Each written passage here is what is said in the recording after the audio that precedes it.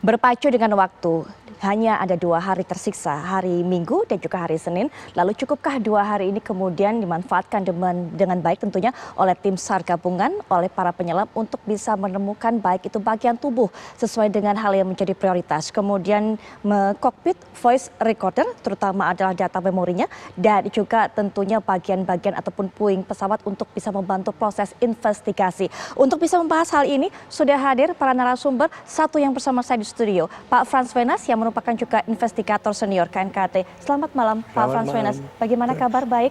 Baik, semua sehat.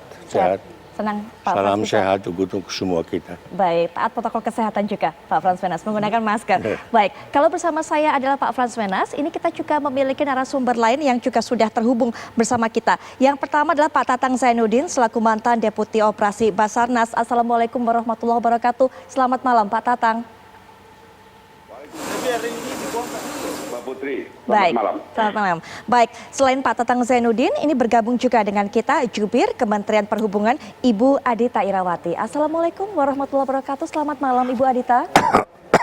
Waalaikumsalam warahmatullahi wabarakatuh. Selamat malam Mbak Putri. Baik, kita akan awali perbincangan di malam hari ini. Rasanya saya ingin mengorek informasi dari Pak Frans terlebih dahulu. Kita tahu Pak Frans, bayangan saya ataupun bayangan masyarakat awam ini yang namanya black box itu begitu kuat, tahan banting, kemudian juga tahan dibakar dan sebagainya. Tapi kenyataannya yang kita dapatkan adalah black box ini kemudian terpecah. FDF ditemukan lebih dulu, kemudian CVR-nya sampai saat ini juga belum ditemukan memorinya. Kemarin baru ditemukan casingnya dan juga baterainya. Melihat hal seperti ini kira-kira apa yang terjadi kemudian? Pesawat pasti jatuh begitu kencang sehingga black box yang begitu kuat sampai tercerai-berai. Ya, kita mulai dari awal. Jadi pesawat terdiri dari black box yang terdiri dari 2 box yang warnanya bukan black tetapi orange kemerahan, FDR dan CVR. FDR sudah diketemukan dalam keadaan utuh dan sekarang lagi di-download di KNKT. Nah, CVR baru diketemukan dan yang kurang menyenangkan, dia dalam kondisi terpecah. Ya. Kalau sampai di situ kita bisa menjelaskan bahwa kalau satu black box atau satu CVR atau FDR sudah bisa pecah, kita bisa berasumsi bahwa pesawat itu mengalami suatu dive yang sangat keras sehingga dia melampaui G dari kekuatan dari CVR itu. Nah, kenapa berdasarkan pengalaman saya dengan Adam Air yang sampai 2000 kaki itu 2 utuh. Jadi dalam kasus ini kemungkinan besar pesawat tersebut mengalami 2 impact. Impact pertama waktu dia menyentuh permukaan air, kemudian 25 meter dia menyentuh semacam karang. Jadi dia mengalami 2 kali impact.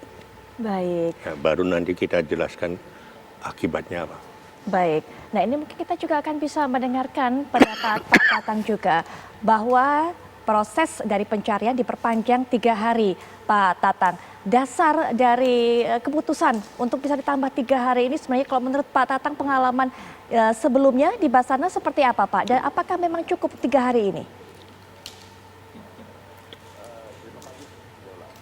Jadi saya teringat kembali pada waktu saya sebagai Deputi Operasi memimpin operasi pencarian pesawat AirAsia yang jatuh dari ketinggian 38.000 kaki. Memang kita 7 hari, kita perpanjang lagi 7 hari, kita perpanjang lagi 7 hari, kita perpanjang lagi 3 hari. Bahkan waktu saya sampai dengan 2,5 bulan waktu itu. Ya. Tetapi yang sekarang kalau sudah yang diperpanjang sampai dengan hari Senin, dan semuanya sudah diketemukan. Ya. Baik itu korban, ya, walaupun baru 17 orang yang teridentifikasi dan sudah 200 kantung yang sudah diserahkan kepada tim DPI, terus juga black box Ya, terima kasih. maupun PCR itu sudah diketemukan. Saya kira ini sudah 90%. Kenapa 90%? Karena memang untuk korban itu sudah tercerai-berai, ya. Itu sudah tercerai-berai. Jadi saya masih mendukung kalau misalnya sampai dengan hari Senin, tinggal 2 hari lagi, atau kemungkinan kalau PCR yang tadi masih dicari, ya, yang rusaknya itu apakah mungkin bisa atau tidak. Kalau masih memungkinkan, masih bisa dilakukan ditambah lagi 3 hari lagi. Kira-kira seperti itu. Apa Pak Tatang yang membuat pertimbangan ini ataupun pemilihan ditambah berapa hari ini kemudian menjadi ideal begitu Pak?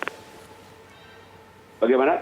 Sebenarnya apa saja pertimbangan-pertimbangan dari tim Basarnas begitu dari pengalaman Pak Tatang untuk bisa menentukan ini berapa hari yang diperlukan penambahan harinya untuk melanjutkan proses Pak? Oke. Pertimbangannya apabila masih ditemukan, ya waktu itu masih ditemukan adanya mayat atau korban, ya. Adanya korban ditemukan, maka kita bisa menambah kembali untuk mencari seluruh korban yang kemungkinan masih bisa diketemukan. Nah, kalau yang sekarang, ya, mungkin permasalahannya ada di CPR.